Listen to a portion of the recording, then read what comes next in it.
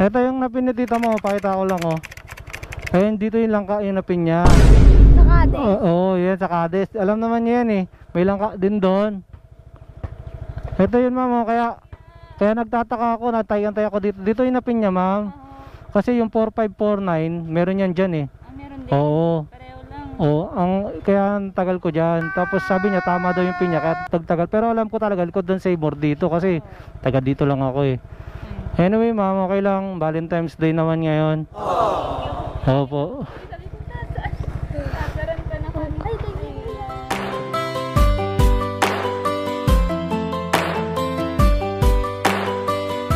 So ngayon, deliver na natin itong dalawang order na to, batch order. This is double booking sa Grab Food. Whoop!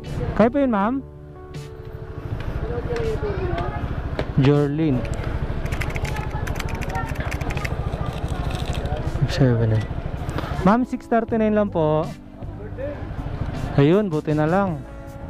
6:30. Okay na po. Ay, maraming salamat po ma'am.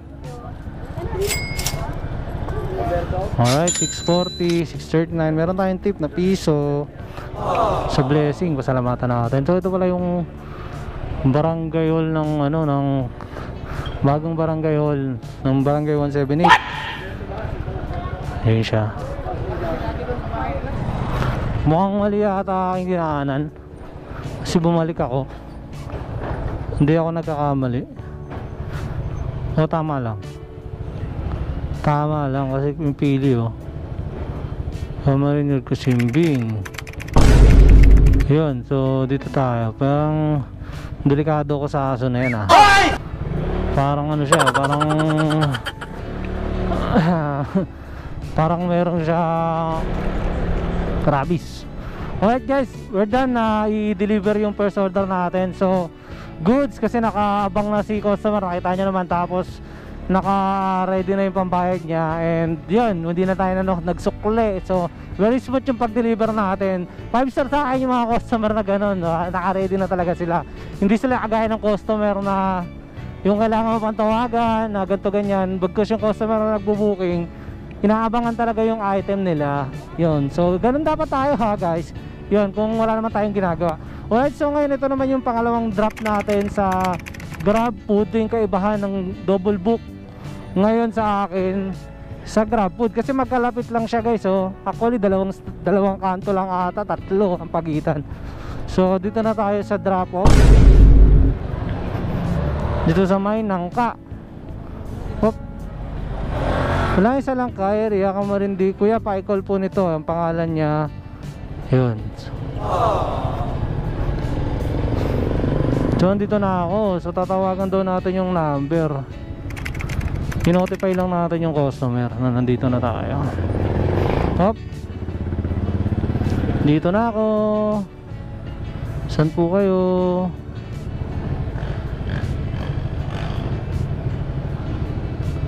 (0909) Hindi ako maano sa kabisado eh. Ano yun natin yan? 0909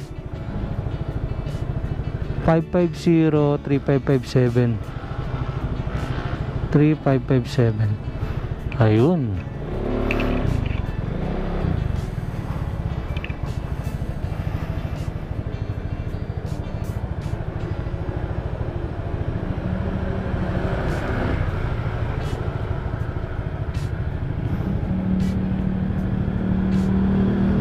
Busy yung customer, sumasagot.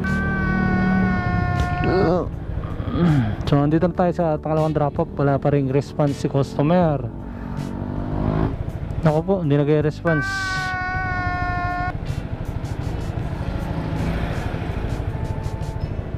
Hello po ma'am, saan kayo banda ma'am? Hello? So ayan na, nag-reply na yung customer. Hello? Tawagan natin ulit. Kakaproblema tayong signal ah. Hi ma'am, saan kayo banda ma'am? Dito na ako ma'am sa Nangka, sa kanto ng school.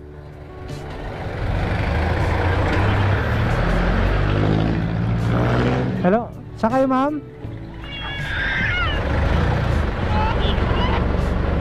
Dito ako sa kanto ng school, ma'am, sa nakapin. Saan kayo, ma'am? May nakikita ka bang palabas din na bata? Nasaan ka pa banda, kuya? Sa kanto ng school, ma'am. Ha? Kanto ng school. Kanto na Dito yung may piso wifi. Abi, pasok ka po dyan sa may gate na yun. Saglit lang po Pupunta dyan yung anak ko. okay. Dito ako sa kanto, ma'am, ha. Yung may printer. Photo print.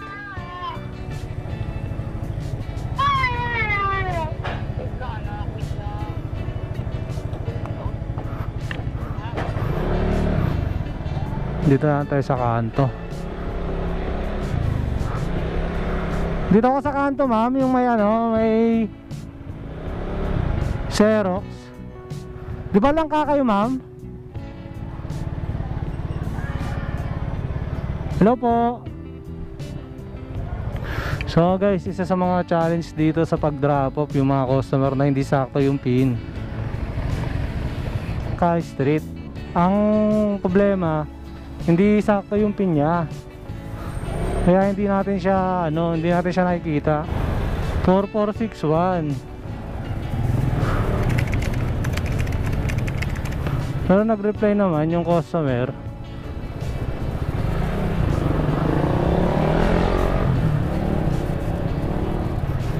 Ang hindi ko lang alam kung paano ko siya hahanapin. Yung 4461. So wala pa rin, guys. Hindi pa rin mahanap yung 4461. Kaya yan. Kasi yung 4461 2 ano to eh 4461. Wala eh, hindi ko na mahanap.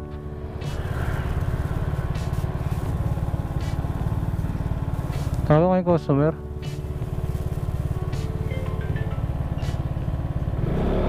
Hello, ma'am. Saan ba yung 4461 po? Hindi ko kasi makita, ma'am eh. Dito banda lang sa pin, wala naman po yung 4461.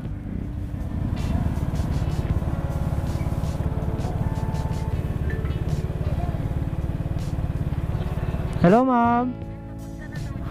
Saan, ma'am? Wala yung 4461 po, ma'am eh.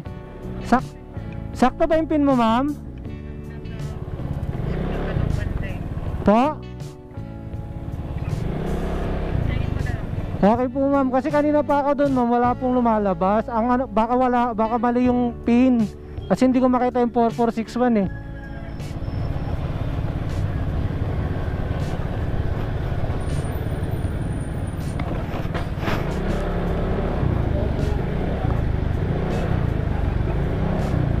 Hoy, pinasukan ulit tayo ng booking, another booking. Pero wala.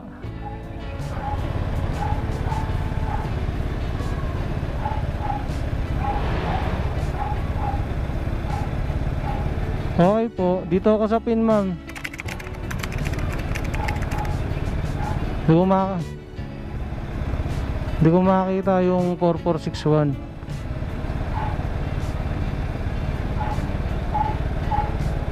So yun, antayin ko daw dito sa pin. Ewan ko lang. Ayun guys, we're waiting pa rin sa magkukuha ng order kasi wala yata yung pin. Dito na ako sa pin, tapos wala naman lumalabas. May bata doon na lumabas, nakausap ko na, wala naman. So antay pa tayo ng mga ilang minuto. Actually meron na akong booking, so just wait lang natin. So yun, antayin ko lang daw. May bata siya na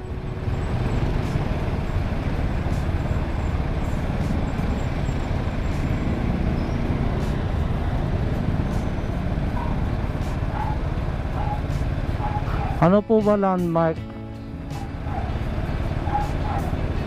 Mahirap po kasi hanapin yung 4461 eh. Baka wrong pin naman to.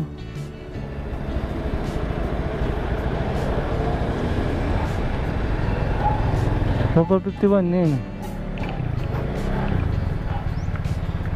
2168 dito eh.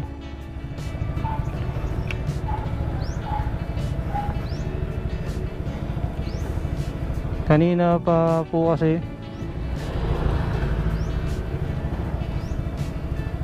wala pang lumalabas.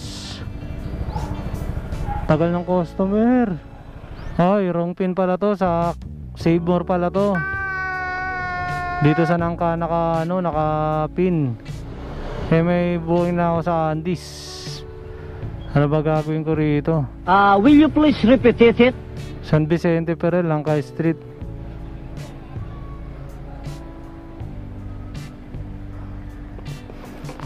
So ayun guys, wrong pin tong customer natin na pangalawa.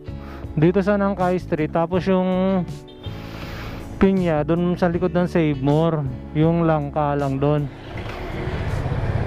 So kausapin ko tong customer. Hindi ko alam kung ano yung usapan namin.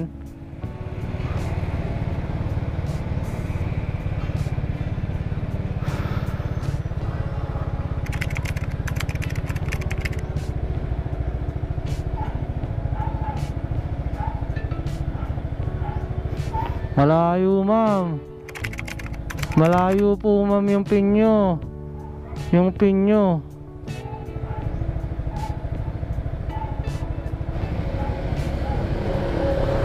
Opo, meron kasing kapareho po. Nilagay nyo dito sa Langkay Street.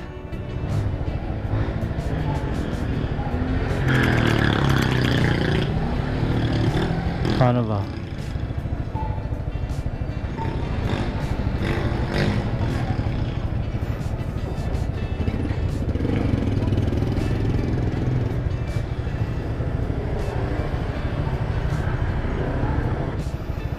So yun guys, mali yung pin niya. Dito lang tayo sa Langkay Street. Tama naman yung pinuntahan natin, pero siya yung nangyari kasi yung ito gaya nito Langkay Street, San Vicente Ferrer. Dito siya, meron kasing Langkay Street dito eh, San Vicente Ferrer, Langkay Street. Iba naman yung sinasabi niya San Vicente na sa likod ng Save More.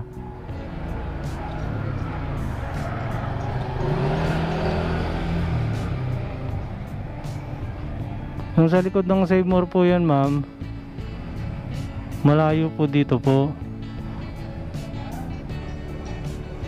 Alam ko po yun.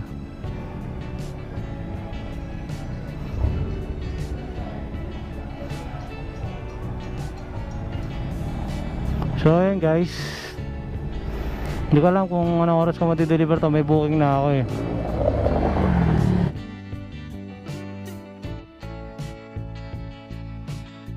So this is one challenge madalas na nararanasan ng mga Grab rider na about sa pin location, kasi may mga kapareho sila na pin. Kagaya niyan, nandito ako sa Langka, tapos dito sa may San Vicente may Langka din naman dito eh. Dito banda yun no, dito sa Jollibee. Ito sa San Vicente dito. Ito yung Jollibee, dito banda yun, San Vicente, Save More.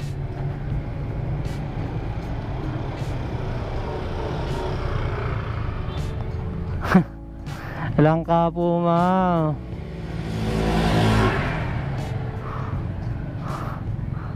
Ay nako ma'am, pinagpipilitan niya langka kahit siya may mali dito na ano, ayan oh. So yun guys, deliver ko na to. Kawawa naman yung mga bata doon. Yung mga batang umiiyak pa naman doon, siguro mga nagugutom na. Ano yan, pupuntahan ko na to. Puntahan natin yan, peace. Since Valentine's Day na yun na pin niya, pinagpipilitan niya na tama yung pin niya. Eh mali naman kasi, tignan nyo. Ayun yung number 2 niya oh. Ayun yung number 2 niya. Dito sa may 4459. Yan ang napin niya, tapos pinipilit niya na tama siya. So may mga ganun talaga na customer guys, na minsan kailangan nating habaan yung pasensya natin para gumanda pa rin yung araw natin, tsaka yung servisyo natin kay Grab.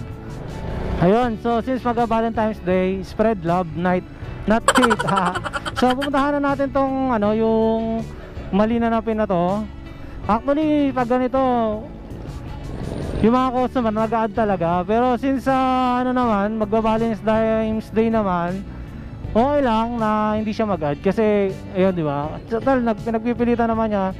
So, kung sino yung mas nakakaintindi, so tayo na lang nagpakababa. Wala naman na nanalo sa argumento, di ba? Pareho naman tayo. Tsaka narinig ko may mga bata na umiiyak kanina, kaya kawawa naman. Yun, so, okay, puntahan na natin yung drop off na yung totoong drop off. Peace. So dito na tayo sa San Vicente, tatawagan ko lang yung kukuha. Kasi hindi sinasagot. Order ko na Andes, wala pa yung customer. Bye-bye ko na to, wala pa rin. Tingnan natin sa Google Map yung langka. So, tayo na mag-a-adjust.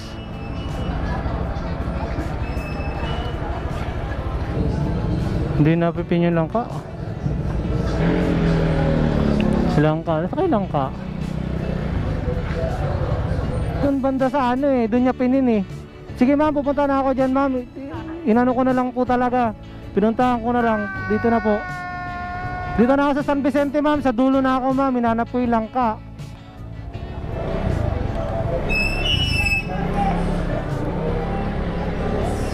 Unang kanto, kanan. So nakausap na natin yung customer. Dumobra na tayo.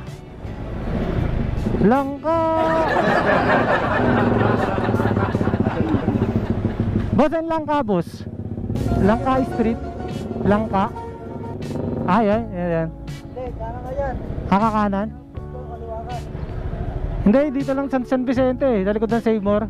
Oo. Ito yung unang kanto. Ah, yan, yan. Thank you ah.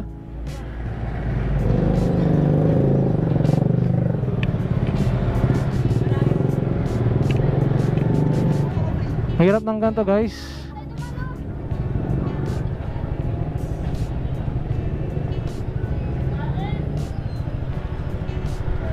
Hirap ng ganito. Naila na ako ikot-ikot ah. Langka.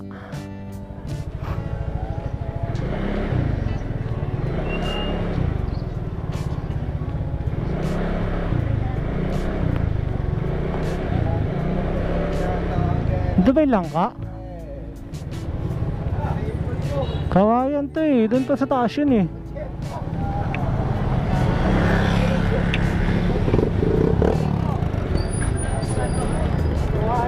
Kawayan to eh.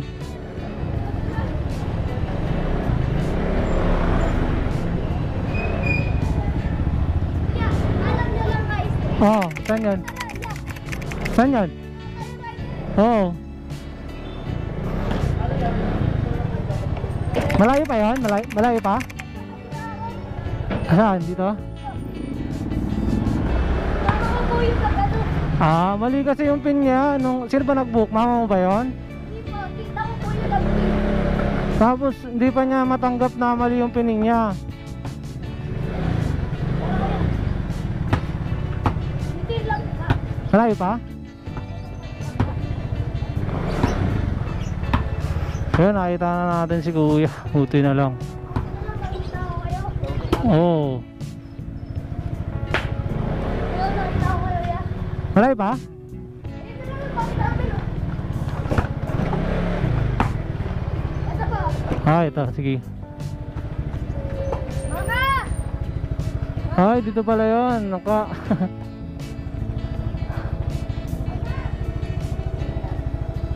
Ayan, so dito na. Ito yung napin ni tita mo, pakita ko lang oh. Ayun, dito yung langka yung napin niya. Sa kade. Oo, yan sa Cadiz. Alam naman niya yan eh. May langka din doon. Ito yun ma'am, kaya nagtataka ako, natay-antay ako dito. Dito yung napin niya ma'am. Kasi yung 4549, meron yan dyan eh. Oo. Oo, kaya ang tagal ko dyan. Tapos sabi niya tama daw yung pin niya, kaya tagtagal. Pero alam ko talaga, likod doon sa Seymour dito kasi taga dito lang ako eh. Anyway ma'am, okay lang. Valentine's Day naman ngayon. Wow naman. Opo. Wow. Ay, thank you kuya. Sige po, salamat po. Alright ma'am, salamat po ma'am. Ayun guys, tapos na rin ang ating wrong pin na order. Tapos pinagpipili pa ng customer na hindi siya wrong pin. Anyways, masarap naman sa pakaramdam na isang matamis na salamat lang guys. Unang araw natin. Tsaka mukha namang humble sila, pero yung nag-book lang talaga medyo yun, hindi na at least anyways, hindi naman importante. Ayun guys, tapos na natin i-deliver yung dalawang Jollibee na batch order. Double booking sa GrabFood. And then yun, yung wrong pin kanina. So, sa truth lang na madalas kasi talaga yung mga customer hindi nila alam yung pinipin nila. Kahit tama na yung ano nila, yung napindot nila na street, hindi nila alam yung mga numbers doon. Ayun yung nagpapagulo sa Google Maps na tinuturo ng pin location nila. Kaya yun nangyari sa atin ngayon. And yun, kasama yan sa mga challenges natin bilang isang GrabFood rider na tayo talaga mag-a-adjust na location. Kasi tayo naman yung pupunta sa mga customer. Pero pag mga ganun talaga guys, yung mga customer nag-i-initiative sila na magbigay sa rider since sa abala tsaka sa location sa layo din na nangyari doon sa wrong pin nila.